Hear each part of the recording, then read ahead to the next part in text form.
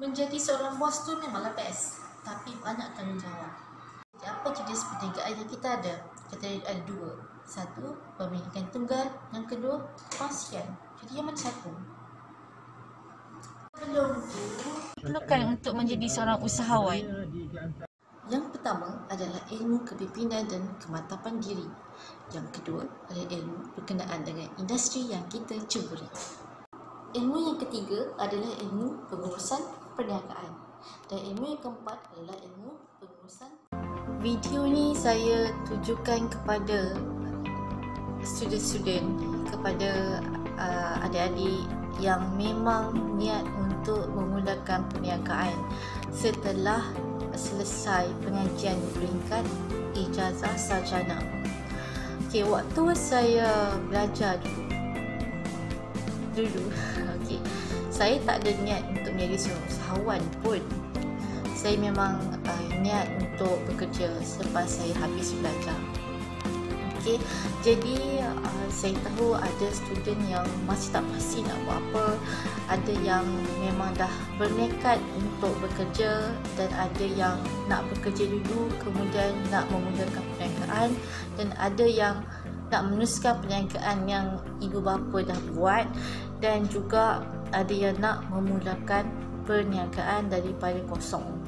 Okey, untuk meneruskan perniagaan yang daripada yang ibu bapa kita dah ada, insya-Allah kita akan dapat kain sokongan yang baik daripada keluarga kita.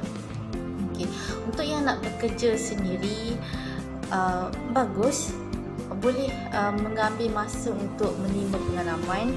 Dalam pada masa yang sama, fikirkan semula apa bisnes yang kita nak buat dalam tempoh masa kita bekerja dengan orang tu. Okey, kepada yang selepas habis ijazah nak memulakan perniagaan, itu pun bagus, itu pun yang terbaik. Tetapi kita kena ingat tentang satu perkara yang dipanggil risiko. Yang dipanggil risiko. Kehidupan adalah risiko. Kehidupan adalah risiko. Kenapa saya biarkan bunyi? Ini kita be reality. Kita be in reality. Okey, menghadapi risiko tu mesti akan kita hadapi risiko.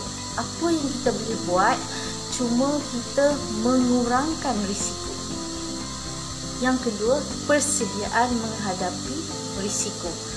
Okey, jadi macam mana kita nak mengurangkan risiko ataupun bersedia untuk menghadapi risiko-risiko yang akan kita hadapi ke depan? Okey, yang pertama adalah dengan ilmu. Yang pertama adalah dengan ilmu. Okey, ilmu ni terlalu luas. Yang pertama adalah ilmu kemantapan diri kita. Kemantapan diri kita. Sejauh mana kita nak kekal bermotivasi daripada awal sampai akhir.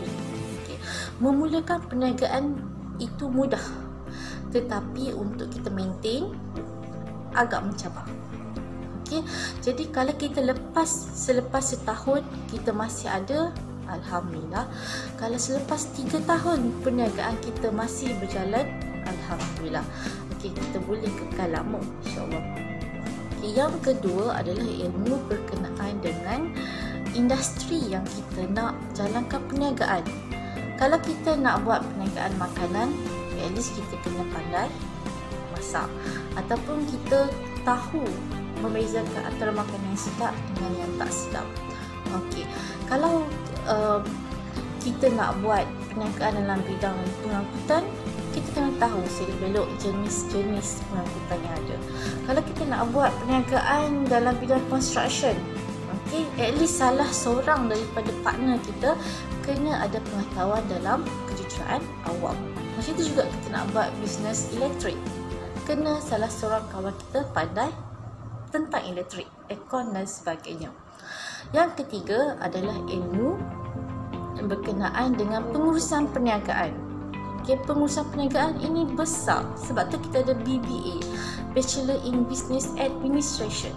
Kita ada juga diploma, tapi bagi saya tak mencukupi sebab ilmu perniagaan itu luas. Dan yang keempat adalah ilmu pengurusan kewangan. Okay, pengurusan kewangan. Kos berapa? Macam mana nak cari duit?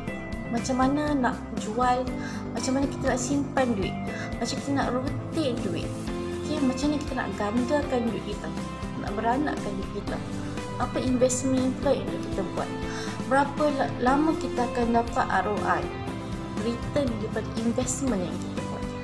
Jadi adik-adik, anak-anak, okay, apa yang kita perlukan adalah ilmu untuk kita mengurangkan dan juga untuk kita menghadapi risiko yang kita akan hadapi pada masa.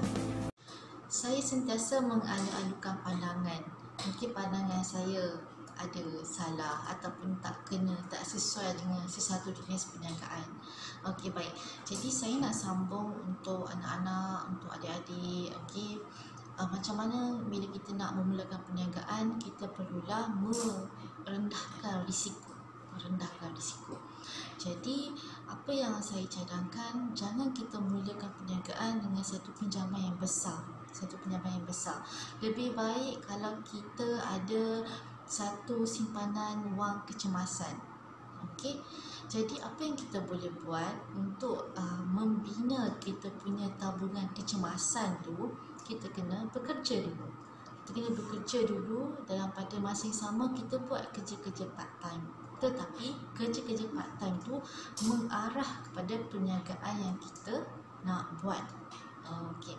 Jadi bila kita bekerja dengan orang, okay, pada masa yang sama kita boleh buat dua benda. Satu, kita boleh menyimpan, membuka kita punya tabungan kecemasan. Yang kedua, kita boleh menambah pengalaman. Okey.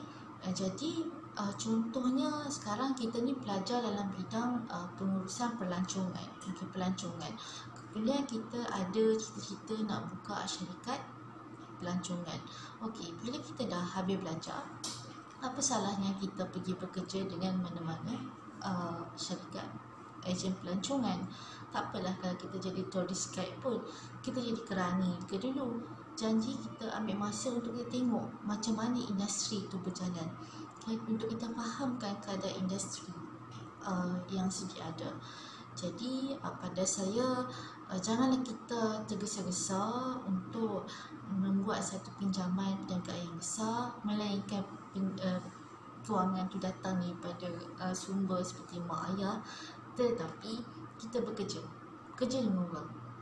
Tak apalah, pedulikan apa orang nak cakap. Kita ada ijazah ke apa ke kan, kita turun padang. Jadi bila kita bekerja dengan orang, kita dapat dua benda. Satu, membina tabung kecemasan. Okey, yang kedua, kita boleh membina ilmu dan pengalaman. Pada masa yang sama, buat kerja part time. Okey, okey, supaya orang mula kenal kita. Bila kita mulakan perniagaan, 2 tahun pertama tu tahun untuk orang kenal kita. Kenapa penting untuk orang kenal kita? Okey, orang kenal kita, okey, dia ni buat bahagian tourism. Sebab satu, untuk mengukuhkan kepercayaan pelanggan pada masa depan. Okey, contohnya kalau kita tengok mana-mana syarikat pun, dia akan tulis since, S-I-N-C-E, since 1987. Okey, bila kita pelanggan tengok, oh dah lama dia berniaga, jadi kita pun ada rasa macam confident. Okey, jadi kita pun bila kita mula bekerja dengan orang, kita buat part time, kita letak dalam Facebook ke, kita letak dalam internet, kita buat blog kita, orang tahu, oh dia ni dah lama, dia ni dah ada banyak pengalaman. Okey, jadi saya rasa untuk setakat ni itu saja perkongsian saya. Ingat,